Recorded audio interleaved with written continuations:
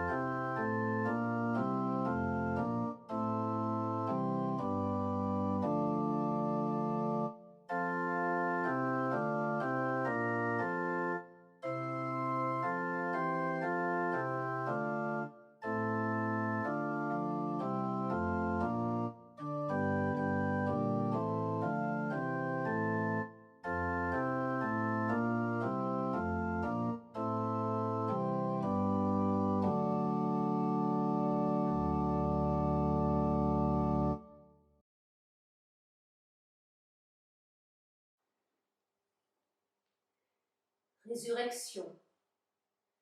Un mot qui garde sa part de mystère et d'interpellation.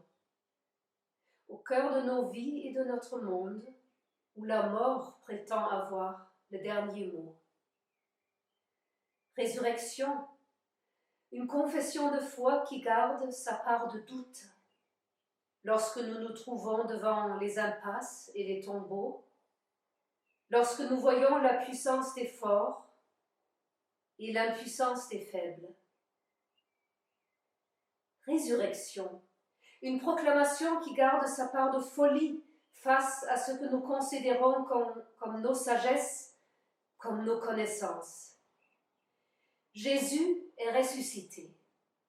C'est une parole que peuvent risquer les témoins lorsqu'ils ont entendu l'appel de leur nom.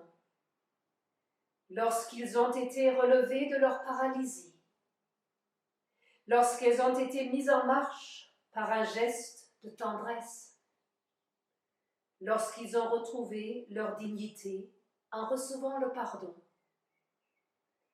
lorsque l'Éternel nous a rejoints sur nos chemins pour partager l'essentiel. Amen.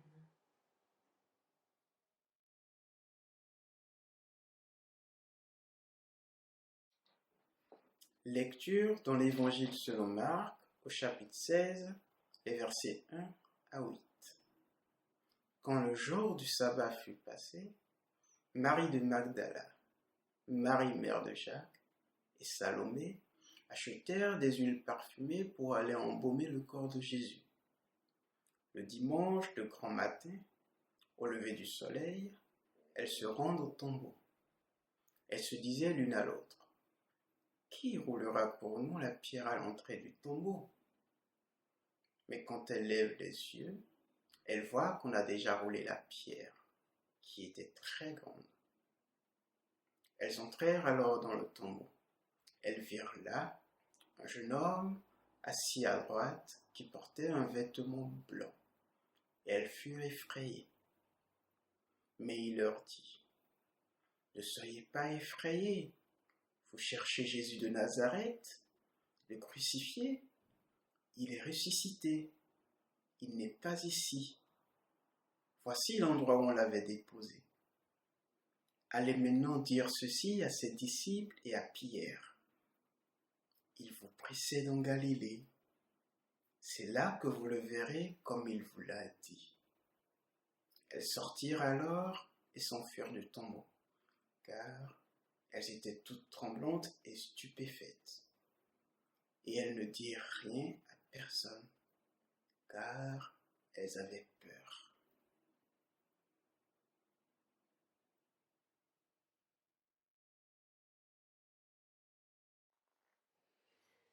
Les femmes s'enfuient loin du tombeau. Qui n'aimerait pas pouvoir s'enfuir loin des problèmes, loin du danger, pour aller vers un monde plus rassurant?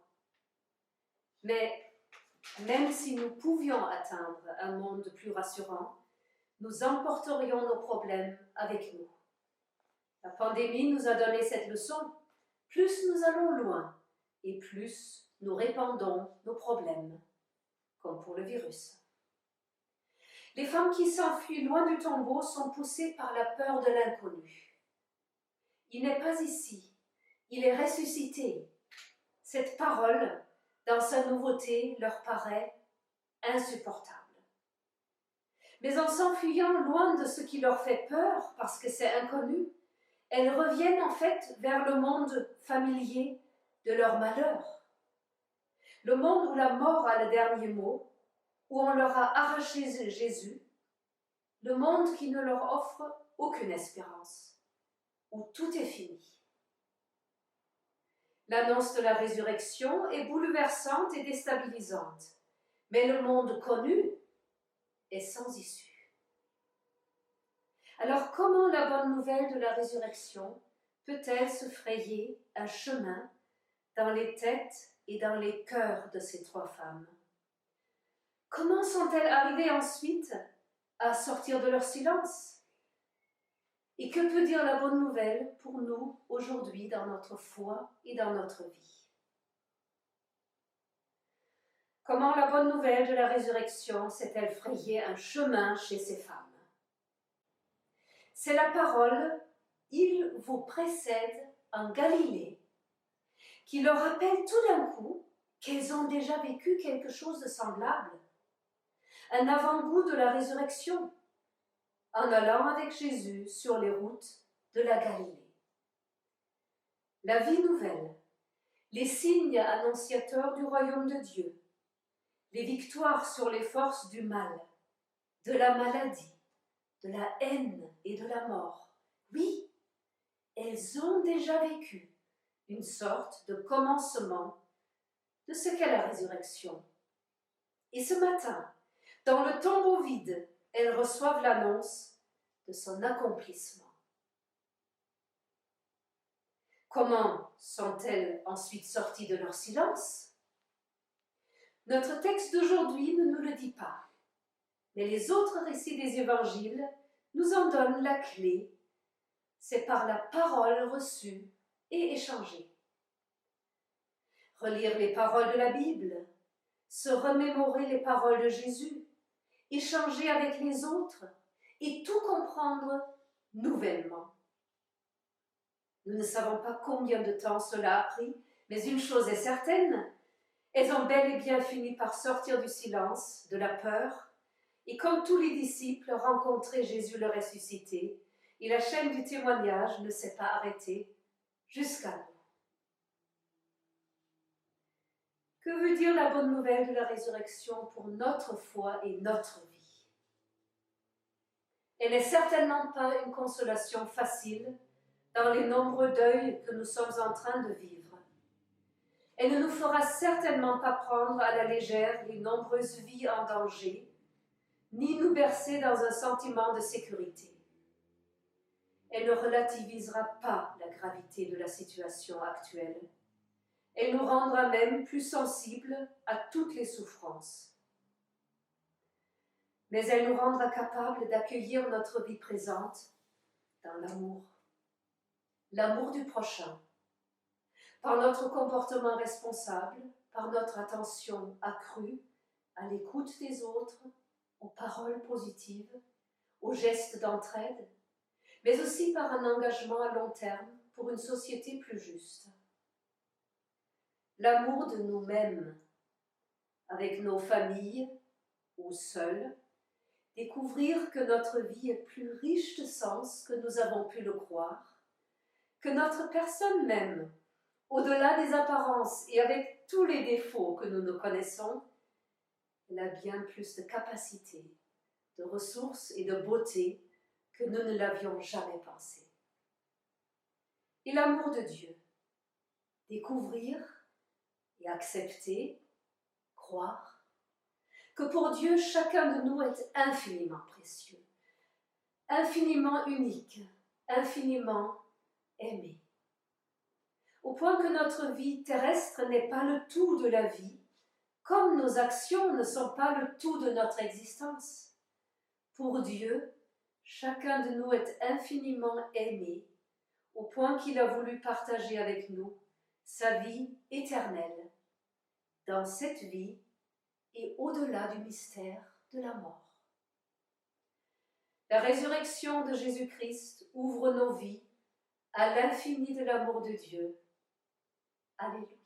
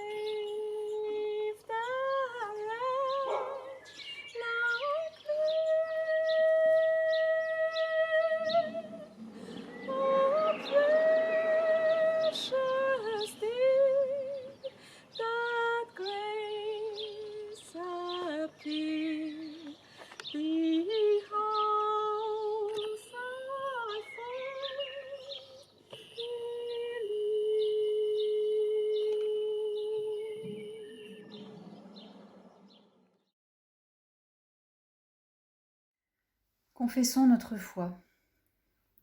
Nous ne sommes pas seuls.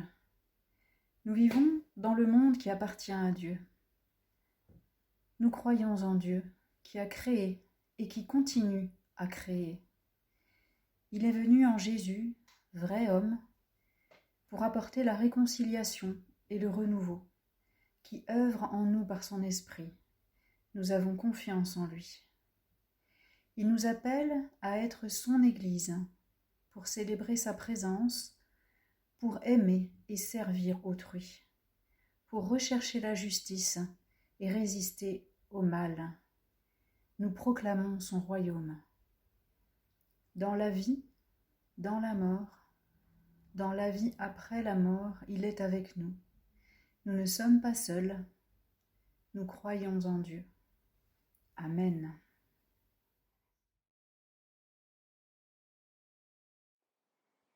Prions. Dieu notre Père, ta parole nous a redit l'espérance de la résurrection. Portés par ton amour, nous voulons prier les uns pour les autres. Nous te confions notre amour et notre souci pour nos proches, nos familles, nos amis, nos frères et sœurs de la communauté. Nous te demandons ton soutien pour chacun et en toutes choses, pour l'organisation des journées, pour l'accompagnement des enfants et des personnes âgées, pour le lien à maintenir entre tous, pour un esprit de courage et de paix. Nous te prions pour les malades, pour ceux que nous connaissons et ceux que nous ne connaissons pas. Soulage leur douleur, apaise leur angoisse, accompagne-les à tout moment et fais-leur sentir l'amour qui les relie à la vie. Nous te prions pour les médecins et tout le personnel soignant, pour les services hospitaliers et aussi pour ceux qui prennent en charge les défunts. Nous te demandons pour eux la protection, la force, la cohésion des équipes et le soutien de tous. Ne permets pas que nous oublions les leçons du drame que nous vivons. Nous te prions pour les personnes âgées, dans leur logement et dans les EHPAD. Viens en aide à la solitude. Accompagne ceux qui assurent les gestes d'entraide. Nous te confions les personnels des EHPAD et toutes les personnes travaillant dans l'aide au domicile. Rarement auparavant, nous nous sommes à ce point rendus compte de l'importance de leur travail.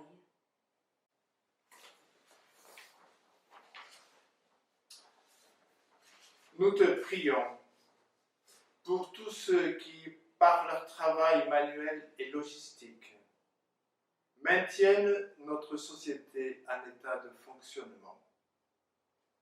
Nous te prions pour ceux qui sont menacés par la perte de leur emploi ou la diminution de leurs ressources. Fais-nous travailler pour une société plus juste. Nous te prions pour toutes les familles, les enfants et les jeunes, leurs parents, pour qu'ils passent le mieux possible ce temps de confinement. Nous te prions pour ceux qui sont seuls et ceux qui n'ont pas de chez soi. Nous te disons aussi notre souci pour les victimes de violences domestiques. Nous te confions les familles endeuillées. Nous te prions pour notre pays, pour notre Europe, pour notre monde, pour un cessez-le-feu dans les régions en guerre, pour une coordination et solidarité internationale profondément repensée. Car toi, notre Dieu, tu as pour nous des projets de vie et non de mort, des projets de paix et non de malheur, comme tu l'as montré dans la résurrection de Jésus d'entre les morts. Ensemble, nous te disons la prière du Seigneur. Notre Père qui es aux cieux, que ton nom soit sanctifié, que ton règne vienne, que ta volonté soit faite sur la terre comme au ciel. Donne-nous aujourd'hui notre pain de ce jour. Pardonne-nous nos offenses, comme nous pardonnons aussi à ceux qui nous ont offensés. Et et ne nous laisse pas entrer en tentation, mais délivre-nous du mal. Car c'est à toi qu'appartiennent le règne, la puissance et la gloire, pour les siècles des siècles. Amen.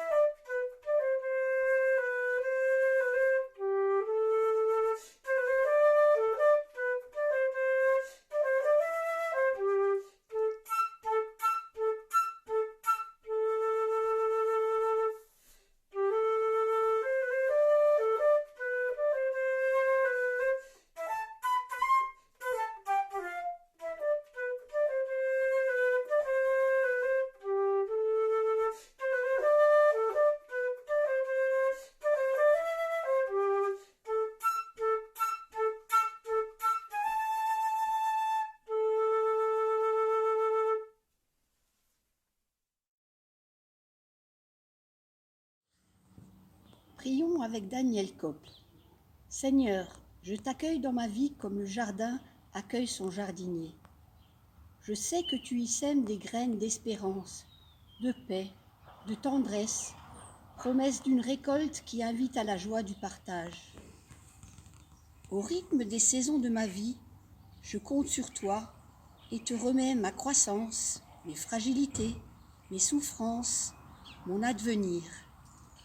Toi, le ressuscité, que Marie-Madeleine a cru rencontrer comme le jardinier, quand le soleil se couchera sur le soir de ma vie, alors prononce mon nom et fais-moi entrer dans ta paix et en ta présence. Amen.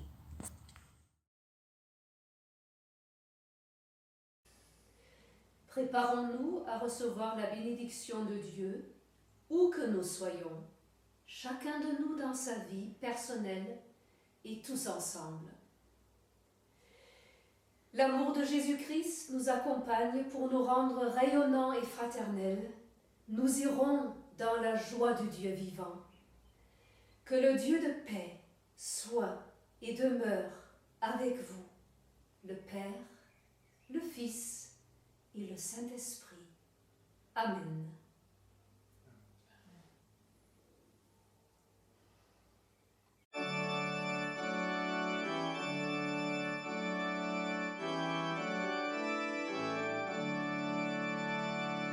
À toi la gloire, ô ressuscité.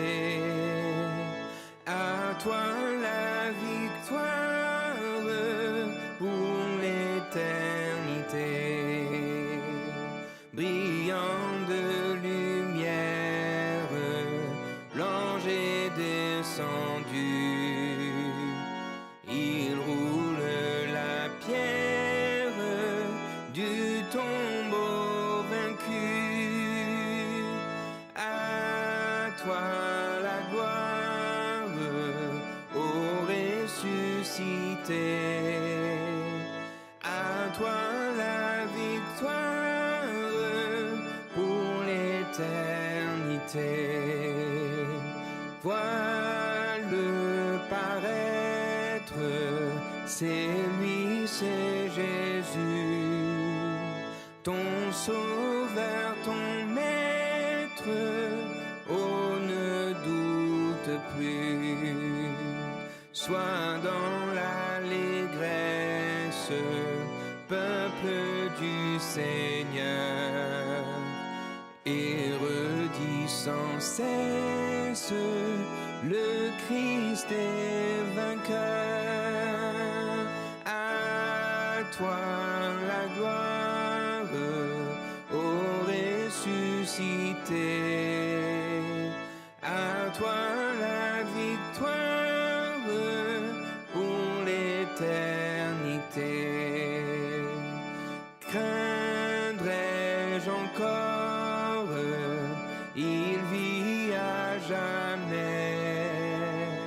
celui que j'adore, le prince de paix.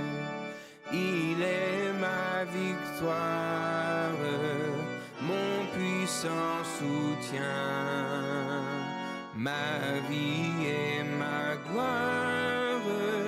Non, je ne crains rien. À toi la gloire, ô ressuscité. À toi la victoire pour l'éternité.